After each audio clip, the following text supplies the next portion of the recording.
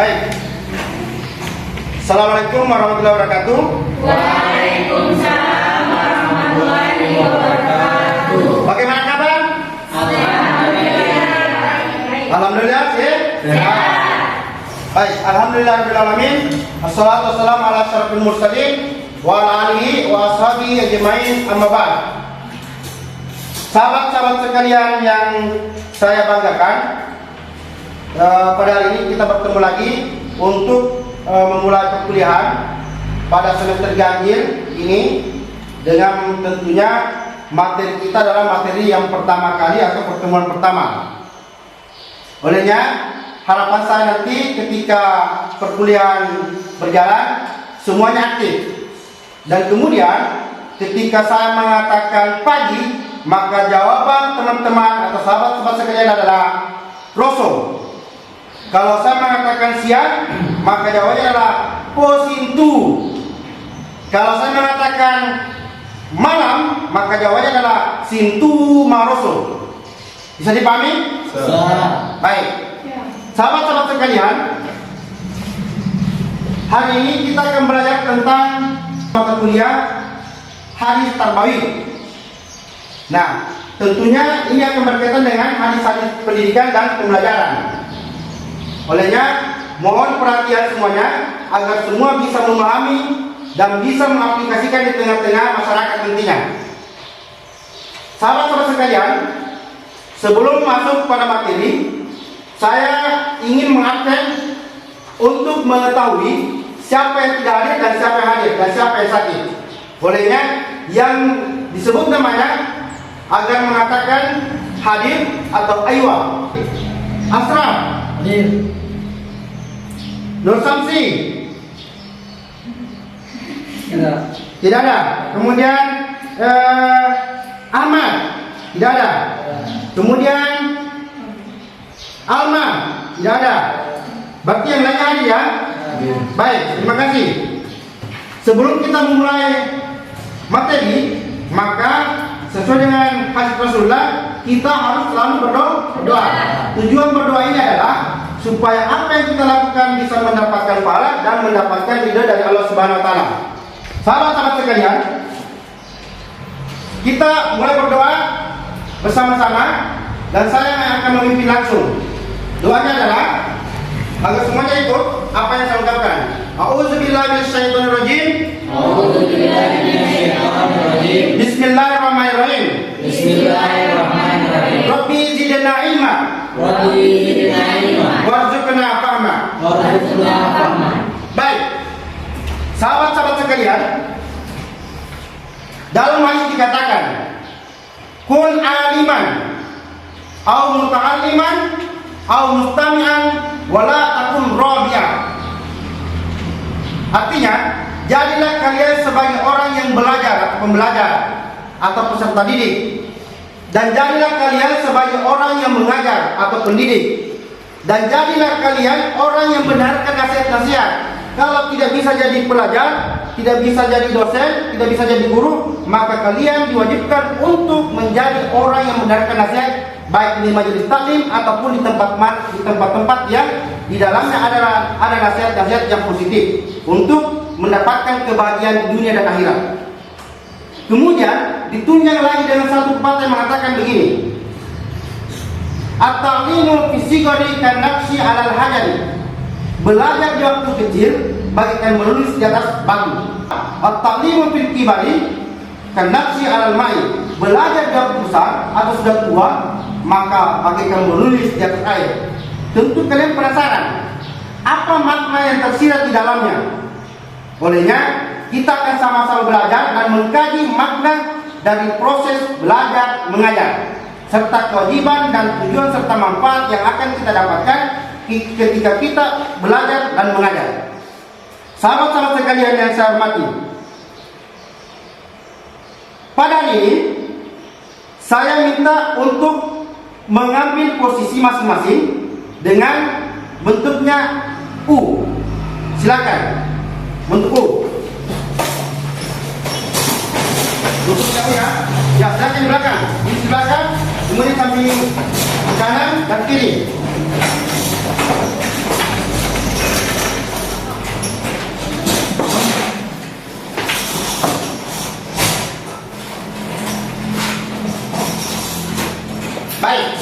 Sama-sama sekalian, silakan diperhatikan gambar di atas. Gambar yang ada di papan tulis. Ini kita anggap dalam papan tulis. Kemudian di atas itu ada gambar orang yang sedang tertidur tapi memegang pulpen. Kemudian yang kedua juga ada gambar yang sedang belajar. Kemudian dia memegang pulpen dan ada buku yang dijadikan bantal. Kemudian ada orang yang sedang belajar memegang pulpen dan menulis. Kemudian ada yang belajar melalui media, yaitu laptop. Tentu kalian akan berpikir, apa sih makna belajar? Karena sesungguhnya apa yang kita lakukan ini adalah proses belajar dan mengajar.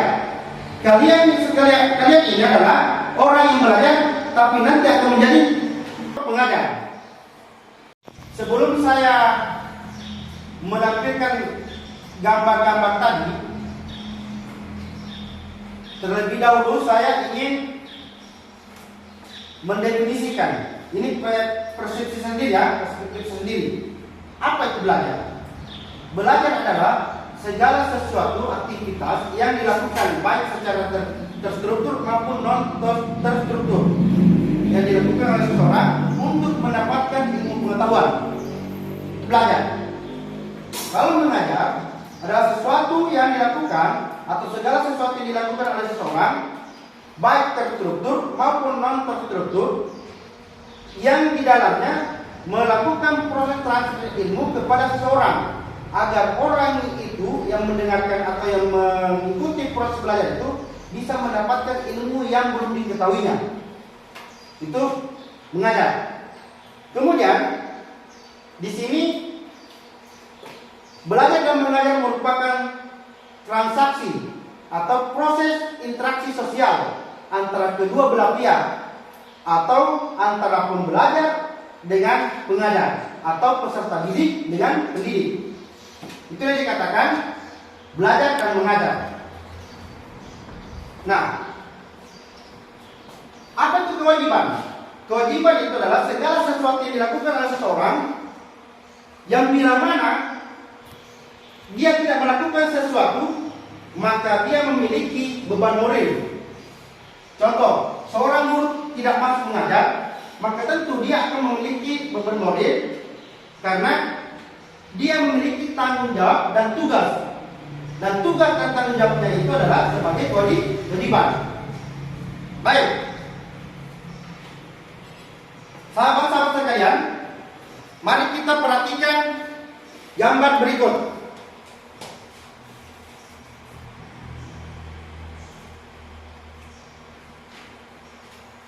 Nah, tari dero ini sepintas itu tidak ada manfaatnya buat kita, tidak ada hubungannya dengan proses belajar dan mengajar. Sepintas. Tapi sesungguhnya ada makna yang harus kita ambil di dalamnya.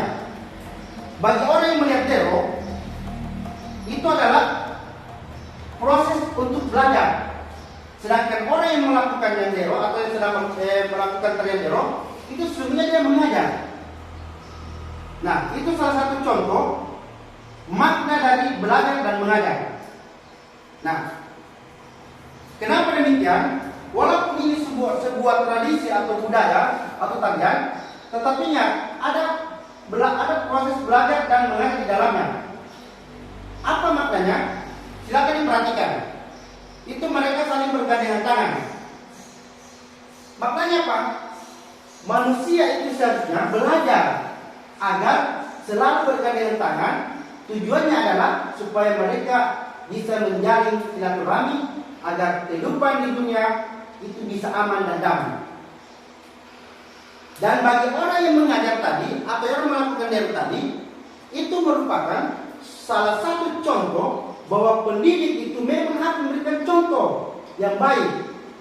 Karena ada dua pendidikan itu, ada dua pendidikan yang tidak baik dan yang baik. Salah satu contoh pendidikan yang baik adalah seperti ini. Ini maknanya, walaupun ini sekedar tarian, tetapi maknanya adalah persatuan. Kemudian yang kedua adalah persaudaraan. Dan yang ketiga adalah bagaimana kita merajut kedamaian. Jangan sampai ada lagi perselisihan. Sahabat-sahabat sekalian, siapa yang bisa membuat argumen terkait dengan belajar? Silakan yang sana. Jadi persepsi masing-masing ya. Apa itu belajar? Oke, baik. Ingat, kalau saya mengatakan tadi pagi, maka jawabannya adalah rosok. Pagi, Rosok. pagi, Rosok. pagi, Rosok. siang, Situ. malam. Situ masuk. Baik. Ini salah satu tradisi atau budaya, tapi tetap ada makna belajar dan mengajar di dalamnya. Jangan. Yang ingin mengungkapkan pendapatnya, saya katakan. Suatu proses yang kita lalui untuk merubah diri menjadi lebih baik. Baik. Berarti satu proses ya. Ya. Nah. Yang lain? Cara atau metode di mana awalnya tadi kita tidak tahu menjadi tahu. Nah, berarti proses pencarian ya. Oke, baik. Dua cukup. Nah, belajar dalam perspektif pendidikan Islam atau hadis Nabawi itu banyak. Salah satunya adalah yang sebagaimana saya katakan tadi dalam hadis.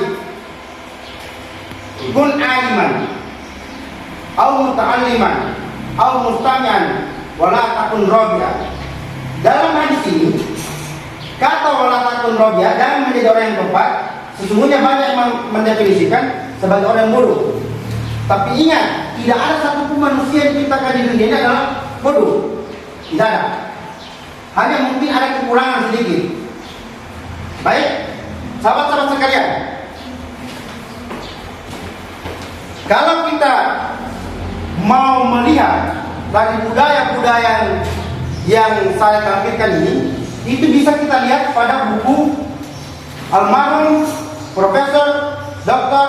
Haji Azim Azra. Dalam bukunya itu dijelaskan belajar itu apa gunanya, apa manfaatnya. Kemudian tadian itu ketika dijadikan sebagai bahan belajar, maka dia akan menjadi wilayah al-urf dalam Islam atau bagian dari muamalah. Dan ketika itu dilakukan, maka sesungguhnya kita mendapatkan pahala. Oke. Kemudian dalam buku Profesor Muhammad atau Muzhar itu jelaskan bahwa ada kaitan antara budaya dengan pendidikan Islam. Nah, apa kaitannya? Tentu ada proses belajar, ada makna pembelajaran yang kita bisa ambil di dalamnya dalam budaya tersebut. Seperti yang saya katakan tadi, kita belajar untuk menghargai orang lain. Kemudian kita belajar untuk berdamai. Kita belajar untuk bergandengan tangan. Kita belajar untuk merajut silaturahmi, memperkuat, memperkokoh persaudaraan. Sekilas memang ini adalah tradisi atau budaya yang dilakukan oleh sekelompok orang yang mana budaya Parendero ini adalah muncul dari kalangan non-muslim. Proses kegiatan belajar kita pada ini itu sudah cukup aktif. Sebelumnya saya ingin katakan lagi, pagi, siang, Situ. malam. Situ masuk. Baik, sahabat-sahabat sekalian. Kesimpulannya adalah belajar merupakan segala aktivitas yang dilakukan oleh seseorang untuk mendapatkan ilmu pengetahuan. Kemudian yang kedua, belajar adalah segala sesuatu yang dilakukan oleh seseorang untuk mempelajari suatu ilmu pengetahuan, bagaimana caranya untuk berinteraksi. Kemudian belajar dan mengajar adalah proses interaksi sosial antara kedua belah pihak untuk mendapatkan sesuatu yang diinginkan. Antara guru dengan siswa, mereka saling berinteraksi. Dan semuanya masing-masing belajar. Guru belajar, siswa belajar. Siswa mengajar, guru juga menjadi siswa. Jadi ada hubungan timbal balik. Jadi selamanya guru adalah pengajar, tapi guru kadang-kadang atau dosen kadang-kadang menjadi pelajar juga atau dia sementara belajar. Oke? Kemudian yang ketiga, tujuan belajar dan mengajar adalah untuk mendapatkan sesuatu yang lebih baik. Kita mendapatkan ilmu pengetahuan dan kita mendapatkan pahala. Karena ini adalah sesuai dengan hadis Rasulullah yang mengatakan atau mengisyaratkan utlubil ilma walau bisin. Kemudian utlubil ilma minal mahdi ilal lahdi. Tuh. Kemudian apa tujuan mengajar dan belajar? Tujuannya adalah untuk menjadi orang yang bisa mendapatkan ilmu pengetahuan, kemudian mengajarkan kepada orang lain. Karena di dalam sebuah disampaikan bahwa al-ulama'u warasatul anbiya. Jadi guru dengan siswa sesungguhnya adalah tanda-tanda atau calon-calon pewaris para nabi. Baik. Kemudian manfaat belajar dan mengajar adalah menjadikan seseorang memperluas atau menambah ilmu pengetahuannya. Karena tanpa belajar dan mengajar, sesungguhnya kita akan vakum dan tidak memiliki pengetahuan yang luas. Kadang orang memiliki ilmu pengetahuan tapi sempit. Kenapa? Karena tidak mau lagi melakukan proses belajar dan mengajar. Guru itu melakukan proses mengajar adalah untuk mendapatkan sesuatu yang baru dari siswanya.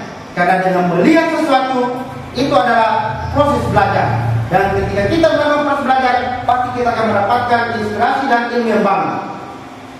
Salah satu contoh tadi kita sudah lihat orang yang belajar di luar ruangan itu sesungguhnya pembelajaran yang sangat variatif. Jadi belajar itu tidak harus di dalam kelas, tapi di luar kelas pun bisa. Siapapun dan kapanpun itu bisa melakukan proses belajar dan mengajar. Oke.